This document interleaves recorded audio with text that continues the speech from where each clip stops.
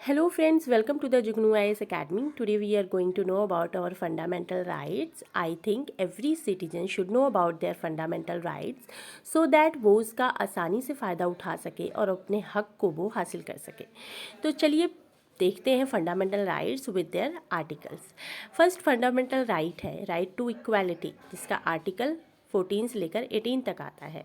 इसकी इम्पोर्टेंस ये है कि हमें जो ये इक्वालिटी बताता है before law, opportunity in matters of public employment and prohibition of discrimination on grounds of religious, race, sex और प्लेस ऑफ बर्थ। ठीक है, ये हमें बिना किसी डिस्क्रिमिनेशन के हर एक चीज़ के लिए इक्वल बनाता है, चाहे वो पब्लिक एम्प्लॉयमेंट हो या फिर कोई और चीज़ हो।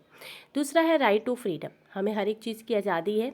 आर्टिकल 19 से लेकर 22 तक आता है और ये हमें बताता है कि प्रोटेक्शन प्रोवाइड करता है हमारे राइट्स के लिए और कुछ life and personal liberties provide करता है और against arrest and detention, right. अब थर्ड है राइट अगेंस्ट एक्सप्लॉयटेशन, ये आर्टिकल 23 से 24 तक आता है।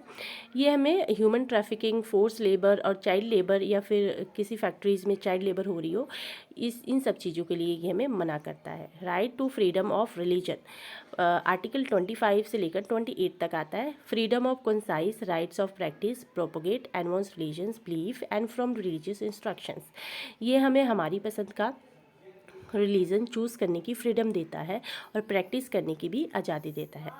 कल्चरल एंड एजुकेशनल राइट, जो कि आर्टिकल 29 से लेकर 30 तक आता है, ये हमें बताता है कि right of any section of citizen to conserve their culture. अगर आप हर एक सिटीजन का राइट है कि वो अपने कल्चर को कंजर्व करे, लैंग्वेज को, स्क्रिप्ट को और कुछ माइनॉरिटीज़ के राइट्स हैं उसको भी कंजर्व करे, ताकि हम एक अच्छा एटमॉस्फेयर प्रोवाइड कर सकें और हमें जो माइनॉरिटी के एजुकेशनल एजुकेशनल इंस्टीट्यूशन है उसको भी कंजर्व कर सकें।